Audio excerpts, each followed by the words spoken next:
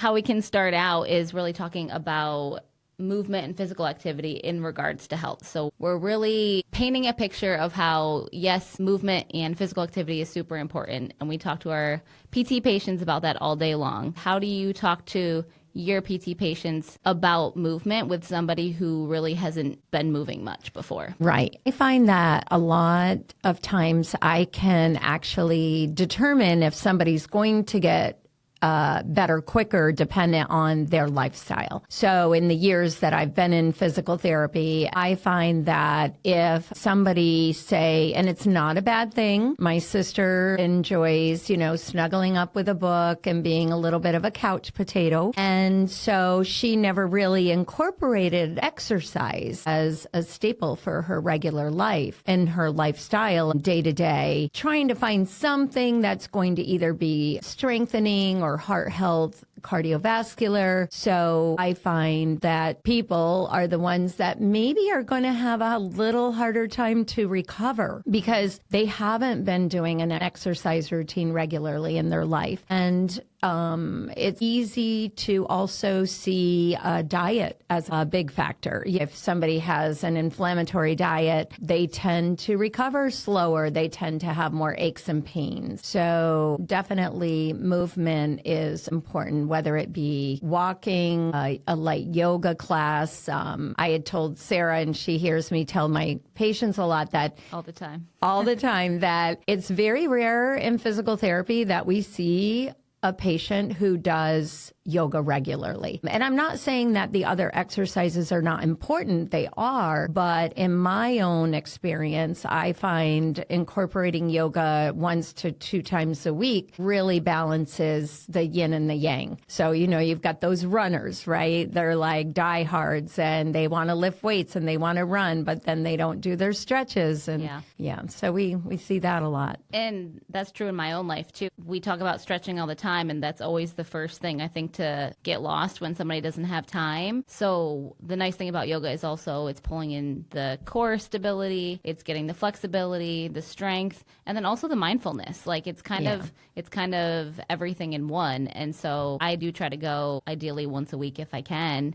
But you're right, we really don't see people who do yoga regularly because of I think it's like almost like a cross training technique. Yeah, I find too that I tell a lot of patients because a lot of people don't want to take an hour and a half for yoga, but Yoga by Adrienne is free on YouTube. Yes. And she's amazing. And she has like 15-minute time frames. Yeah. And it can be at home. She does yoga with her dog Benji. She's a wonderful person to follow. Another thing that I like to recommend generically, even when I'm talking about movement with my nutrition clients, is movement should be enjoyable. So it should be the type of movement that you enjoy. Like, what is the best type of exercise? People ask that all the time. There are answers of types of exercise that are better for certain things, right? But it's really the one that you're going to enjoy on a daily basis. And just getting moving is really like the number one key thing. Exactly. The hardest part is getting started. So if you can get over that hump of, well, I could do this, I could do that. Like for myself, I have to remove myself from my house because I always have something to do. And then I put it off and then I end up not doing it. So I think the hardest part is getting in that routine of getting up and just start. Yeah, the routine piece is huge because I run with my dog in the mornings, but if I didn't have her, I generally like working out in the mornings too. But I think also knowing your body, right? Like some people are like, I am not working out in the mornings.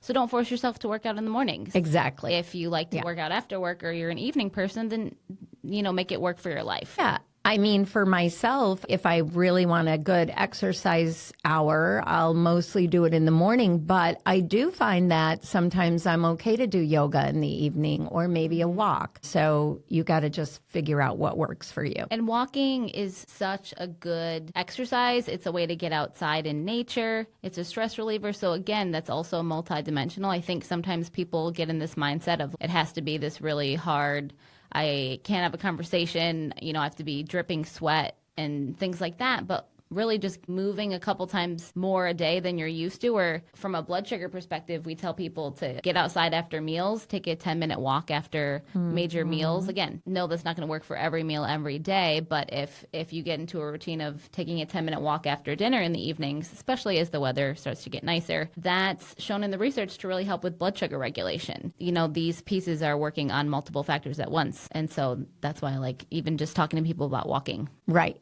We have to start somewhere. Yes, absolutely. So in addition to, aerobic exercise and things like that, I feel like as PTs, we also have to mention resistance training too, because I feel like that's a huge conversation right now, and a big thing in my own life that I've noticed just a change in my energy levels since I've gained muscle mass and really started working on strengthening. Even from the blood sugar perspective of resistance training, our muscles are basically a glucose sink. So the sugar in our bloodstream gets stored in our muscle and gets stored as glycogen, so that it's basically like pent up energy waiting to be used. So the more muscle mass we have, the better our blood sugar regulation is. And also it's really protective from a metabolic health standpoint. Definitely as we're aging, it's helpful from living independently, balanced perspective, being able to carry in your groceries. As we age, it gets incredibly important, even in talking about sarcopenia. Sarcopenia is age-related loss of muscle mass. And unless we're really doing things to combat it, it's so common in that older aging population.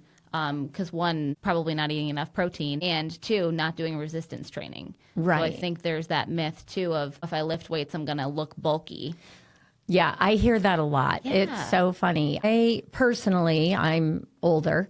I have osteopenia, and I used to work out all the time. Weights, aerobics, biking, running, all that stuff. And I got a few injuries that set me back a little bit, and I kind of got out of my routine. And it's funny, I was noticing that I couldn't lift my cast iron frying pan. Those are heavy. Easier. Really heavy. So those things just, were, and my gardening, working with my pots and moving things around. And so I started to find myself feeling actually weak, and I didn't like that. And honestly, the weaker that I was feeling, the more pain I was having. And so I, about 2 years ago, started doing a regular 2 times a week body pump at the Y. And I couldn't believe the change in my own self with doing it as a regular routine. And it took about, I would say, 3 to 4 months before I really first started feeling stronger. I just kept sticking with it. And secondly, I was actually seeing more muscle. I was getting my bicep and my tricep back and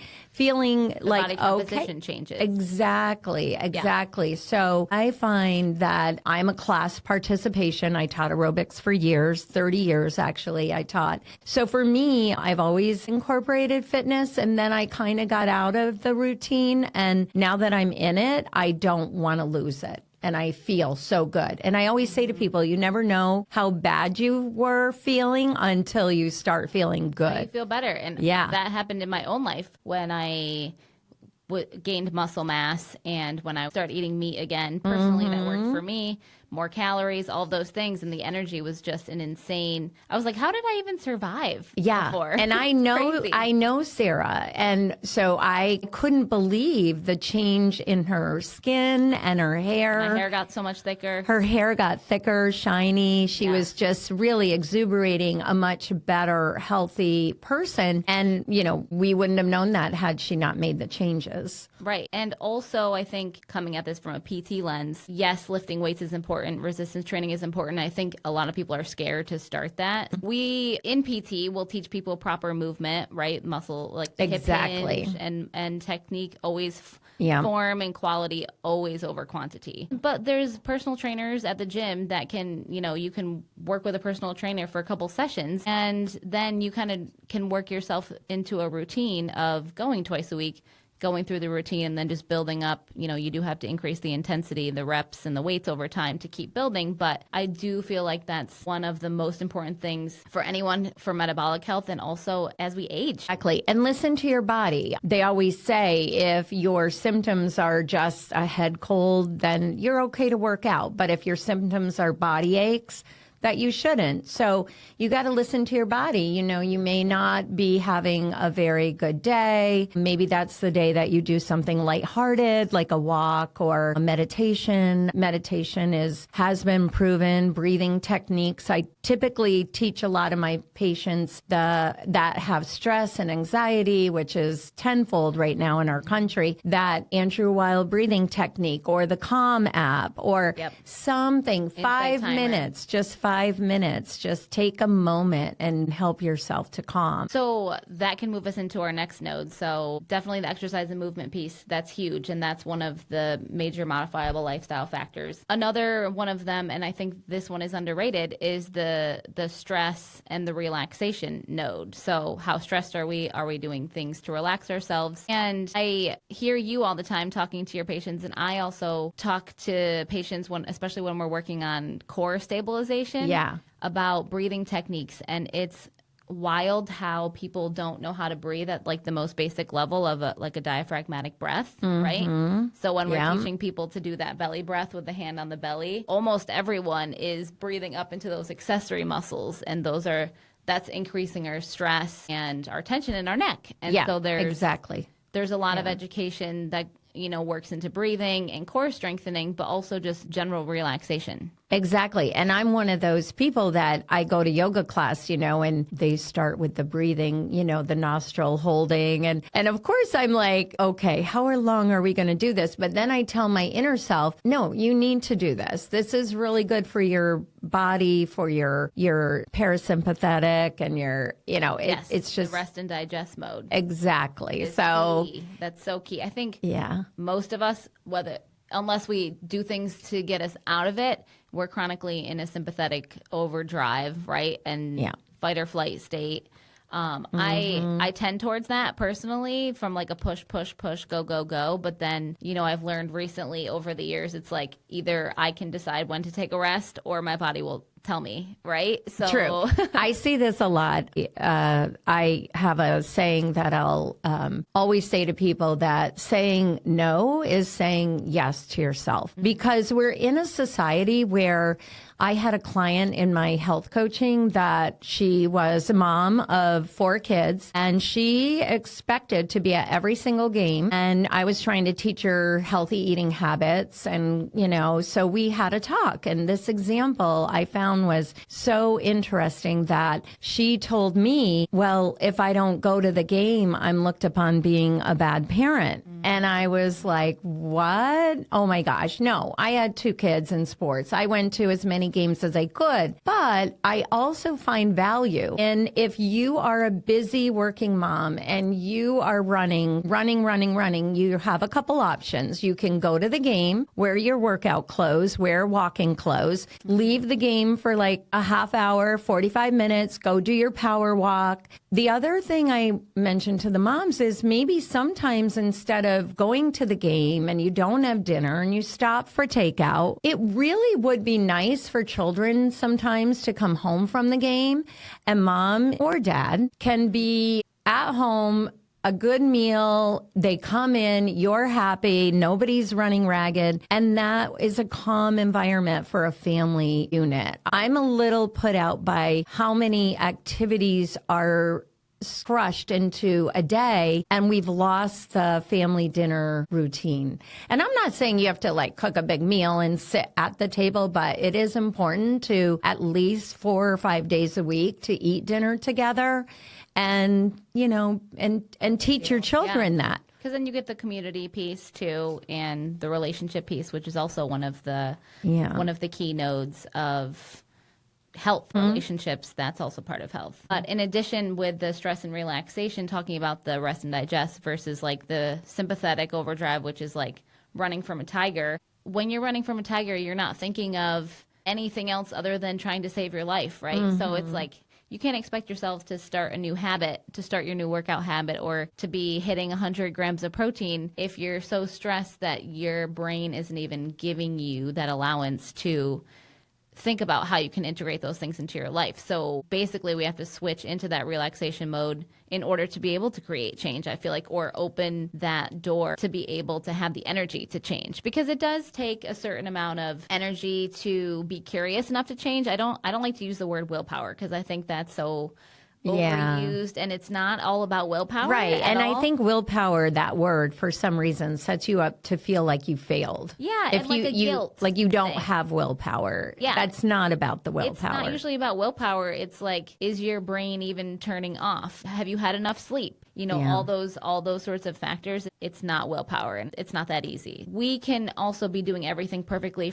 We can be moving our bodies, we can be getting the perfect nutrition, we can be sleeping even well. But if we're so stressed, right, stressed to the max, that actually really impacts us on a physiological level. And in the functional medicine world, we see those repercussions in the gut. The connection between the brain and the gut, they call the gut the second brain. Exactly. Which is so interesting and so true, because you have that vagus nerve that's connecting the brain and the gut. And so it's a bidirectional arrow that messages are traveling both ways. Yeah. So I used to tell people this connection of like when we had practicals in PT school and we were all really nervous, right? Like it would show up in like us feeling nervous here, or everyone would be in the bathroom because everyone would be like going to the bathroom before the practicals because we were like so nervous. But that was, you know, anxiety showing up in the gut basically. But even from the stress standpoint, what's interesting is that we blow through our minerals and vitamins so much quicker. So, you know, when we're chronically stressed, we're blowing through our magnesium stores, we're blowing through zinc, things like that. And if we're not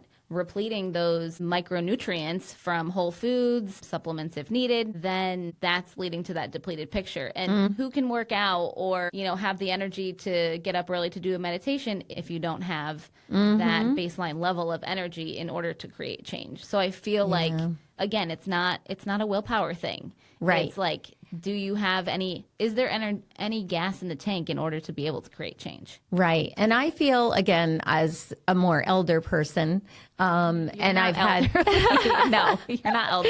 Use the saying, women or men even over 30 shouldn't be eating Rice Krispies for breakfast. I'm sorry. You have to bring in nutrition, and food is your energy. And it's so true. And so, you know, I like my certain treats and such, but I don't replace like if I want to eat a cupcake, I don't say, oh, I'm not going to eat lunch because I'm eating a cupcake today. I'm like, okay, I'm going to eat my nutritional lunch and I'm still going to have the cupcake, but I don't want to deplete my energy source of food with good nutrients. And I do think what you were saying, definitely, Sarah, about those minerals. When you're talking about the brain function and how it needs certain minerals, and I had a story of a woman who said, you know, my kid is always hungry. I feed him all the time. He's eating all the time. And I said, well, what is he eating? And she told me, and it was a lot of processed food and fast food. And I said, well, the problem is the body's not getting nutritionally satisfied. For example, you would probably agree with all this low-fat foods are actually not great for you. And so then you're never satiated. Yeah. We need to stop. To remind people that the low-fat era is over. It's done. That's been debunked. Yeah. And basically, it was really in the 90s that they said, okay, it's fat in foods that's making everybody fat. Yeah. And so we pulled out fat, and when we replace it with sugar. And artificial sugar. And artificial things. Cancer-causing sugars. Yeah. And so then we had fat-free everything, and then the obesity epidemic hit. Right. Like, that is such a good point, because it's easy to hear that once, right? And then it's hard to rewrite decades of something that we've told ourselves or that we've heard in the media for decades. And clients that I work with to this day say, I have a hard time eating more fat because I think it's going to make me fat. And the only way to overwrite that is to kind of prove yourself wrong, right? Like, exactly. We're eating avocados, we're eating coconut oil, we are eating nuts, nut butters, and meat, and all these things. And you don't get fat when you eat those things. You feel good, you feel satiated, you feel full. Right. Find a good example. I used to, when I gave workshops from my holistic health coaching, I would have food labels, and we would could compare, and look at, okay, this peanut butter is pure, but this one has added sugar. Yep. Or reading labels. I find the yogurt was the biggest culprit. The yogurt with the fruit on the bottom. Yes, and that's low fat. Yes. My goodness. Yeah. As opposed to eating a really good, healthy, high fat Greek yogurt. Yeah, get a plain, at least 2%, if not full fat, Greek yogurt, ideally organic, so it doesn't have. And add your own berries and honey if you can. And it tastes better. And Sarah, you could probably add on to this the factor about how our brain is, our myelin sheath surrounds. It's fat, yeah. and it needs fat. So we need fat in our diet for certain neurons. That's a great point. And also, every single cell has a cell membrane that is surrounded by a lipid bilayer. And so truly, if we're not having enough of the right fats, that lipid bilayer actually can break down, and then we get trouble and issues with cell signaling, and so like endocrine hormone sort of dysfunction, all these multi-system dysfunction, because literally every single cell in our body needs fat in order for that cell membrane to be basically protective and let in what it's supposed to let in, but keep out what it's supposed to keep out. So that's so true. And the brain also really loves fat too. Like the ketogenic diet is huge right now, right? Right. So people that pull out all the carbohydrates or most carbohydrates, people can find a lot of clarity in eating higher fat or I personally am not a huge fan of like carnivore or things like that. I'm not a big fan of really pulling any major food group out. Right. Like Exactly. I think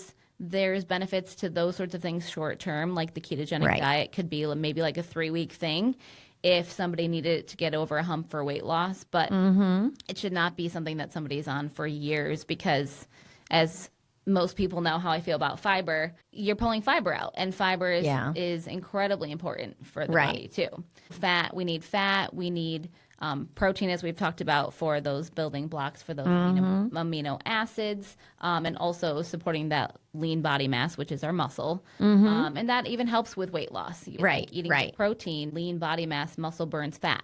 It's so funny even today that people feel like eggs are not healthy. And I'm like, no, that's one of the most complete proteins. We're doing some good myth debunking right now. Exactly. And, cholesterol, for example. I tend to carry a higher cholesterol level, but my HDL, LDL ratio is good.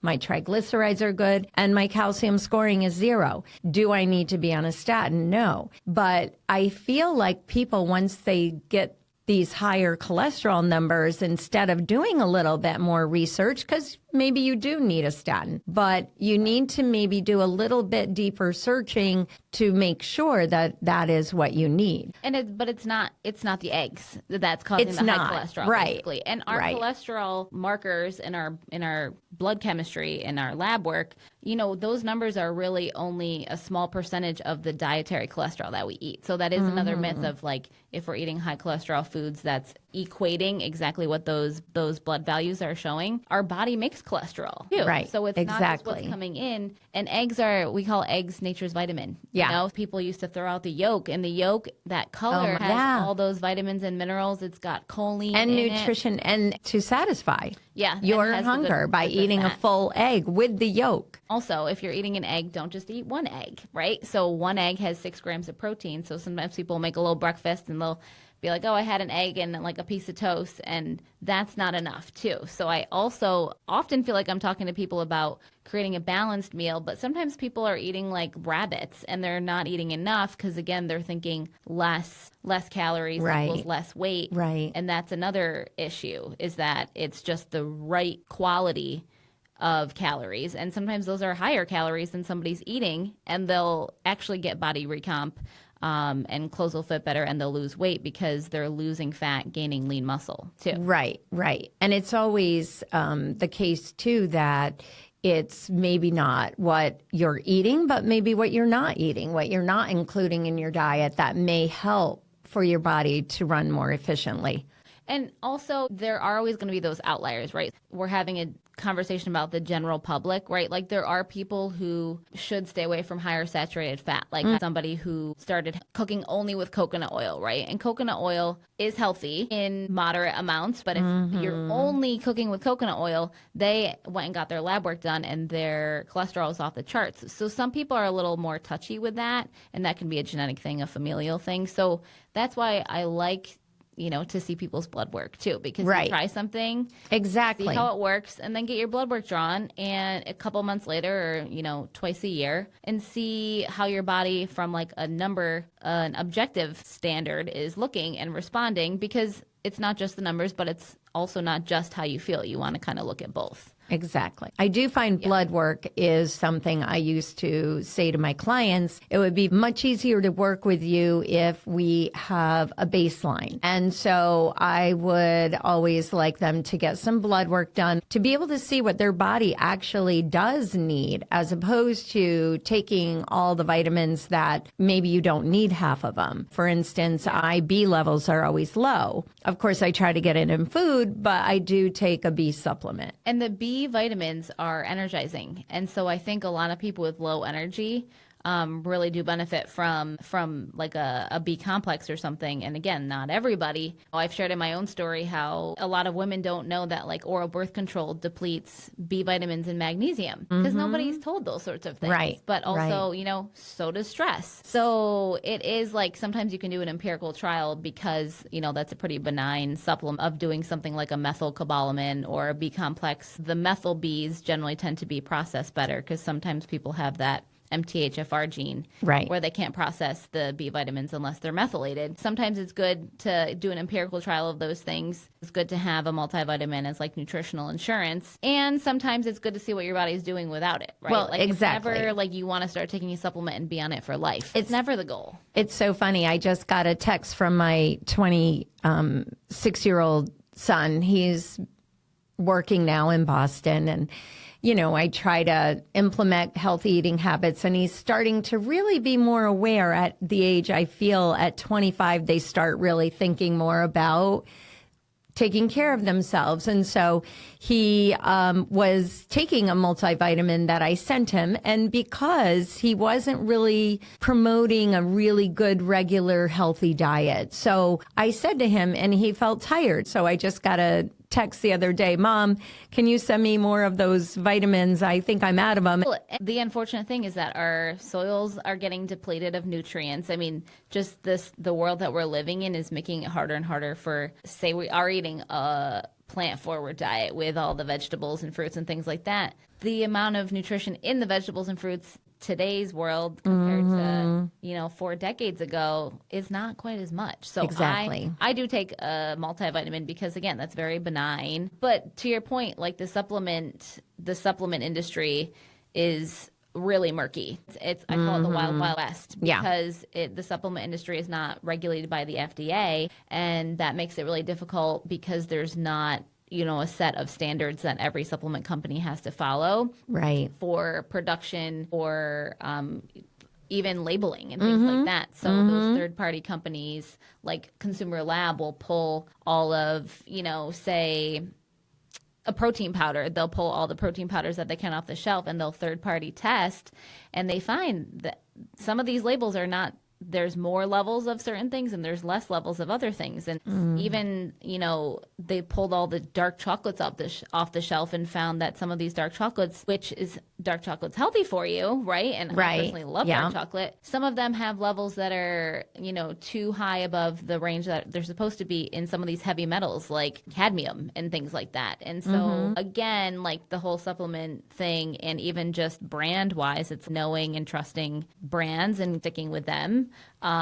Is kind of what we have to do until I think that there's more regulation. So I always tell people with supplements to look to see if something ideally is third-party lab tested. But a couple easy certifications to look at are like if there's a USP label. So if it says USP on the bottle, NSF is the certified for sport That's another third party. And, even sometimes looking for if it says GMP on the bottle, that's good manufacturing practices. So it doesn't say what's in the bottle is supposed to be in the bottle, but that is a certification. I believe that's by the FDA to show like at least they're doing what they're supposed to put the right yeah. to produce the supplement properly. So Exactly. Yeah. And I always like to have in your pocket a person that you can go to. And my personal one is Jennifer at Menges and Curtis here in Saratoga. you always have to consult a healthcare provider, and Exactly. I will vet that for people or ask them to vet it with their doctor too, because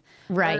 herb interactions, herb drug interactions, herb Right. food interactions, they're Exactly. real. Like, Well, it still counts. For example, I was not aware that women that are on post-cancer medication cannot take turmeric. Yeah. So those are some things that you really want to make sure that you have checked out with your doctor or as I said, somebody, a professional, a pharmacist. What's right for one person is not right for every person at every Exactly. time in your life. Exactly. I use Full Script for my practitioner account because that has those third-party lab-tested brands. I know at Menges and Curtis they use like Pure Encapsulations, Metagenics. Those are brands that I trust as well. Right. And I have a link to that supplement storefront on my website as well. But I do think it's important to know what's coming into our bodies, whether it's a whole food source or a supplement source. Exactly. So, as we've been talking about food, that is another one of those modifiable lifestyle factors that I think is the lowest hanging fruit and maybe also the hardest for some people because we eat 3 times a day, right? So we get so many opportunities to try something different at each meal, right? If you didn't do great at breakfast, you could do better at lunch. If lunch didn't go so hot, dinner's another opportunity. So I think that is a great opportunity to start to catalyze change. Also, understanding food is fuel, but it's not just that. There's a lot of those emotional components. People get stuck in their food ruts, in their habits. I'll talk to my PT patients about eating anti-inflammatory foods. So if somebody's in a ton of pain, we see a lot of patients with back pain that are so inflamed that we can almost not touch them. And okay, what can we do in addition to, are we using heat? Are we using ice? Maybe we're resting, maybe we're just walking, right? But people like to know what's in their control. And so I am having conversations like, hey, did you know that salmon is high in omega-3s? And the omega-3, getting those in the body actually goes down the omega-3 anti-inflammatory pathway in the body and basically sends anti-inflammatory signals throughout the body on a lesser extent, but similar to taking an NSAID or something. They're working at that same molecular level, and you're getting so much more benefit from it too. Right. So, things that I'll talk about anti-inflammatory wise would be salmon from the omega standpoint, the chia seeds. I love my seeds. I'm a big fan of all the small tin fish. The smash fish, that's SMASH is the acronym of salmon, mackerel, anchovies, sardines, and herring. And those small tin fish are great because they have a lower level of mercury exposure because they're lower on the food chain. And then they also are really high in omega-3s. And so those are directly anti-inflammatory in the body. So I talk about getting those in with people. The plant-based ones are not as bioavailable, right? Like our walnuts or chia seeds. Those are awesome. They're not quite as bioavailable as those fish. But then, okay, maybe you do a fish oil if you really hate seafood. Like my mom despises salmon. I've cooked mackerel in multiple recipes and tried to hide it from her, and she will eat it, and then she'll look at me and be like, what was in there? I tasted it, and I'm like, did you really? Yeah. So, not everyone's going to love everything, but Right. I think just having that basic understanding that what we're putting into our body is impacting our level of inflammation, systemically, which shows up in joint pain or higher levels of pain or lower pain tolerance. I mean, the pain science research is really interesting. And so having just a lower level of inflammation that we can basically work on a daily basis with diet, with exercise, with relaxation, that's where all these nodes come into play of we can work on all of these layers at varying levels with helping patients understand this and also encouraging them to make little small changes in their lives. Right. And it is tough for some people financially. Yeah. I feel that is such a priority to educate somebody to understand. Some people really don't know. They see commercials. Commercials are the worst thing in the world.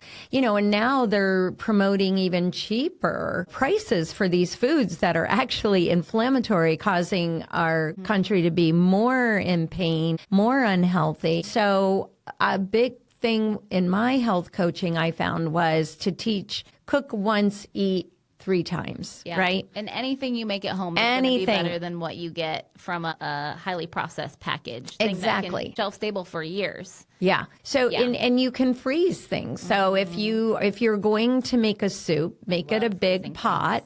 And then my favorite thing is, separating it out, freezing it in separate containers so I have it through the week for my lunch. It's a lot less stressful. I don't have to think, what am I going to eat? I'm not going to jump and buy something and pay more money for what I could have from home. So, it does seem more expensive to eat healthier.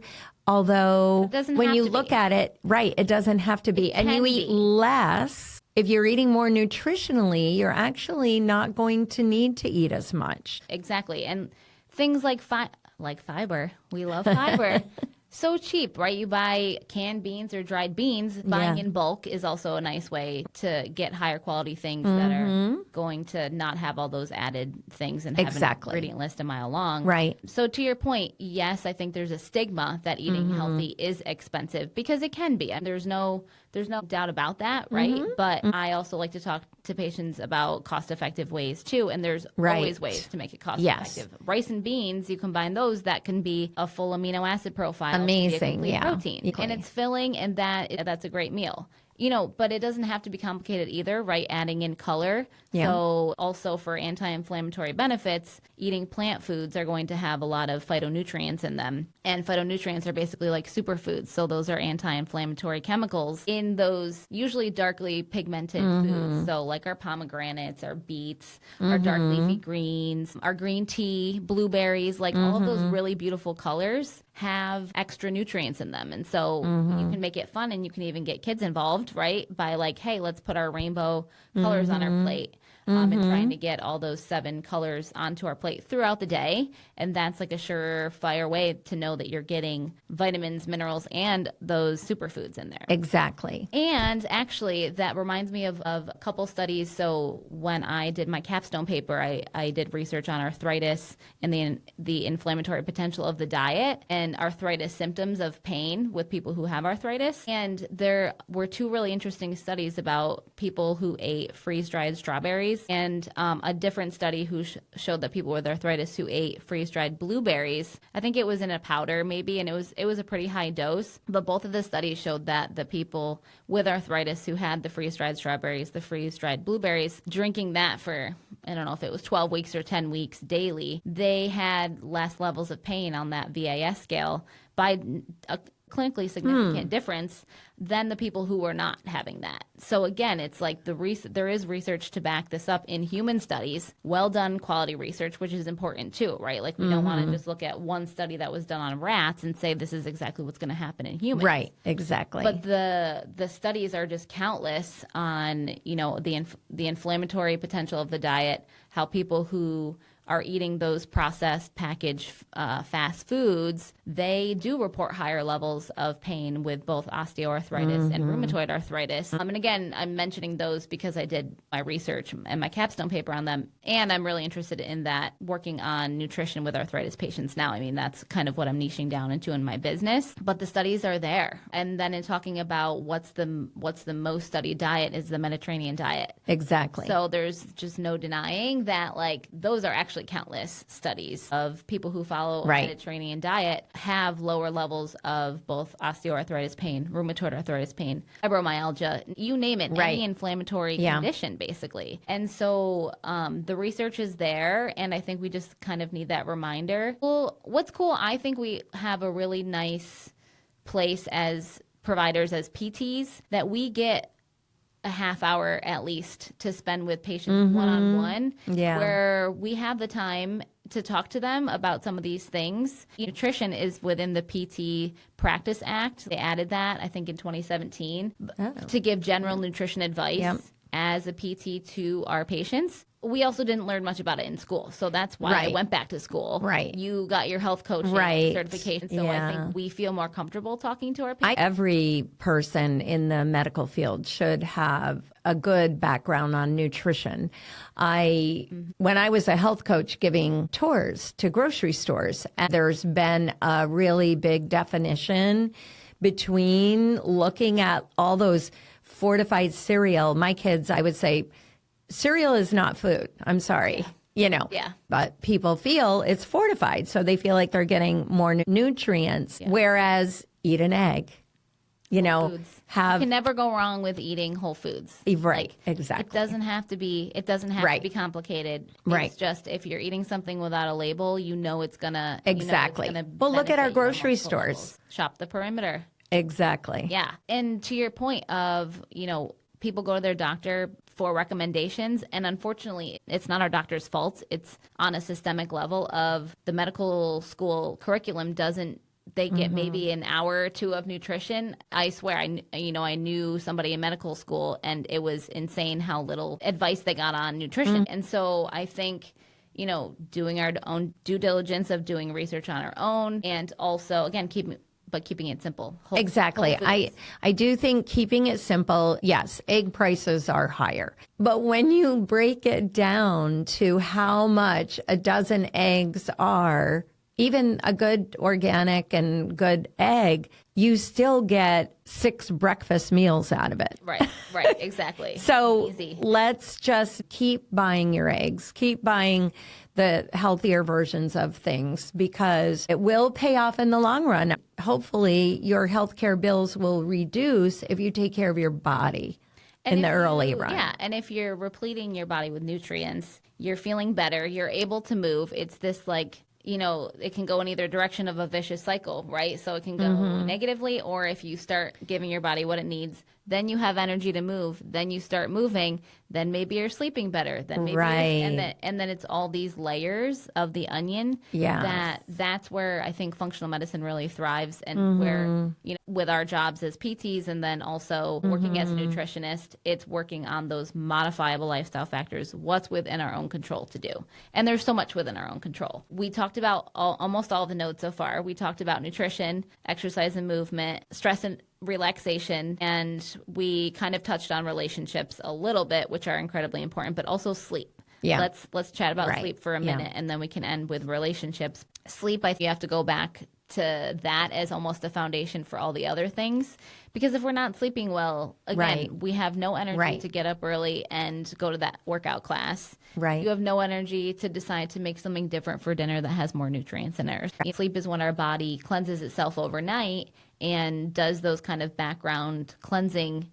mechanisms that it can't do while we're, talking and moving throughout life during the day. So we really need sleep to be, solid, to get our REM sleep, to be able to have that restorative, cleansing, reviving sleep. And so if we're not sleeping well, everything else is just going to be harder. So we talked about what's the easiest thing we can do. If we go back and work on sleep, everything else gets easier. And blue light from those screens, from the TV, from our phones, basically the issue with blue light is that it blocks melatonin from being produced, and we need melatonin is what makes us fall asleep. So if we're on those screens too late at night, it's that blue light that's basically blocking melatonin production in the body. Yeah, there's those blue light blocking glasses, and some of them work, some of them don't. Exactly. But, putting away screens sooner, maybe pulling out a book that you can read. Right. I like to do a guided meditation every night as I'm falling asleep. I'll turn on Insight Timer for a guided meditation, and that kind of just helps me turn my brain off. And different things work for different people, but exactly. Everybody is definitely different in their sleep habits. And I also find, depending on, for me, I'm postmenopausal. I do take a bioidentical progesterone cream, estrogen, suppository. I do take my magnesium at night with my D, with K. So for each individual, if you can find that balance. And I think that's the whole thing, is to find somebody like what Sarah is, a functional nutritionist, to give you ideas of things that might work better for you. It's all individual. Yeah, right. It's like, what's right for me may not be right for you, and it's your age related. It depends on your stress levels, all those things. All of those factors. So much. And then, so the last one that I don't want to omit because it's so important is relationships and community. And I love that we talk about that in the functional medicine world, because that is such an underlooked area of health. When you look at the loneliness epidemic that we have right now, the research says that being lonely is worse than smoking 15 cigarettes a day. And that is that's just insane, but it's true. And coming out of the global pandemic, I mean, I think that really catapulted the loneliness epidemic that we have now. Even with the way that social media is, unless I'm scheduling things and trying to get out, it's easy to stay home and stay behind a screen. Yeah. And it takes a little energy, but it's always worth it. It's always energy giving when I get out and see my friends and family. Exactly.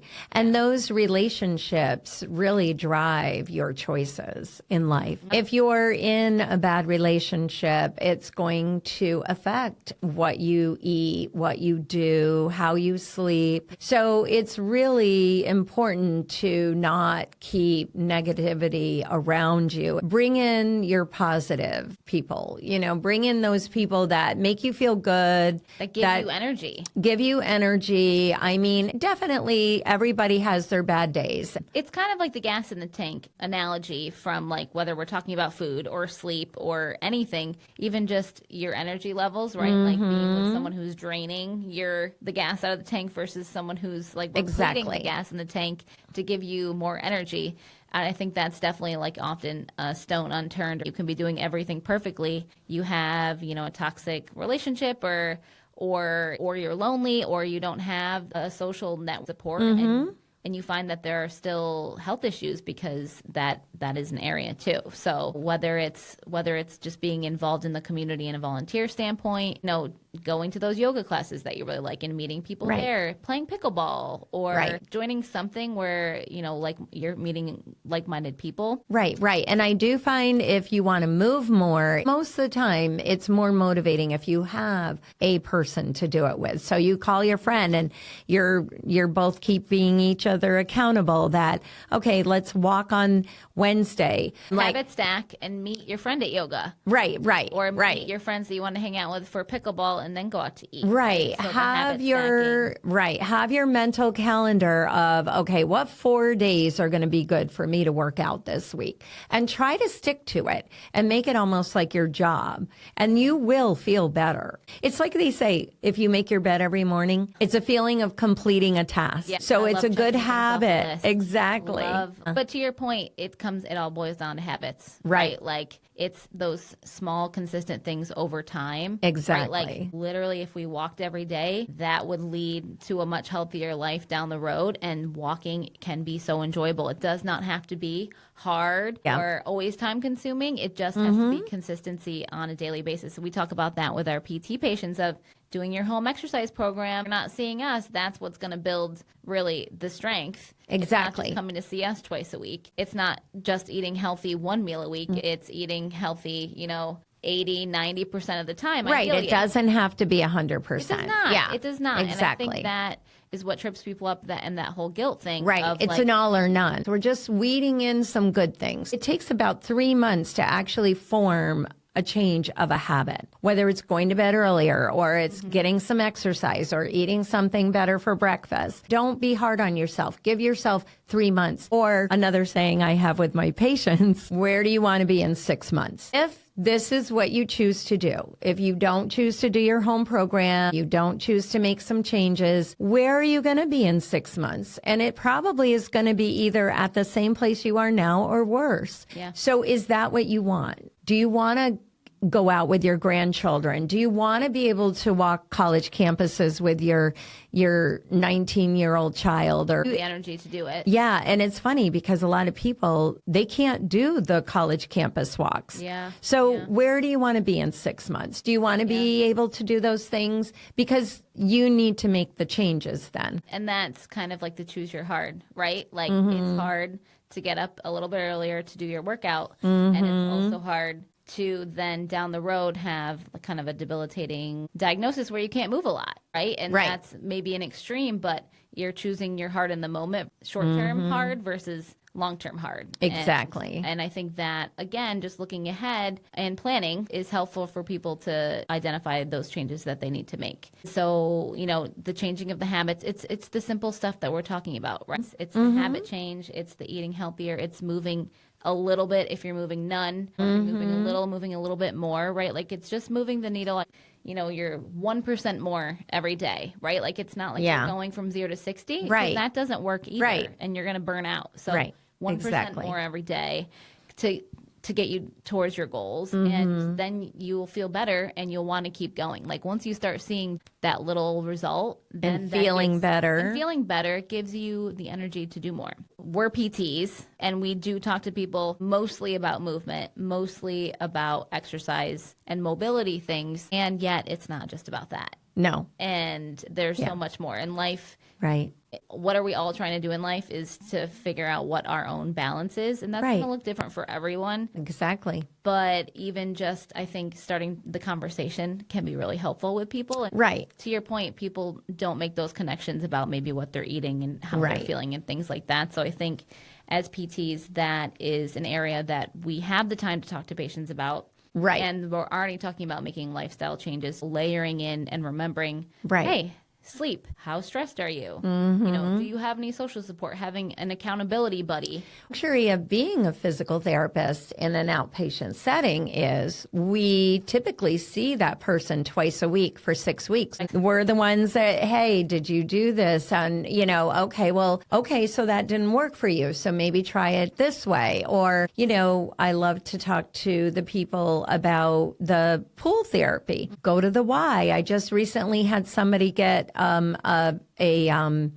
highly discounted membership to be able to go to the Y. And then the last couple of weeks he's gone and he really feels great. And the minute you walk in that environment, it's so positive. So it is really us being there to check on them. And to make sure that they're doing some things that will be very good for them in the long run. To catalyze change, motivate. Right. Yeah. Exactly. And to catch them. And I love if somebody says, oh, I didn't do my home exercises. And I always say, I love your honesty. Yeah, but okay. Well, yes and. Yeah. Right? Yeah. Like tomorrow's a new day. Right. And that's my big thing. Don't go there. Move forward. Tomorrow's a new day. So I think that's kind of a good wrap up.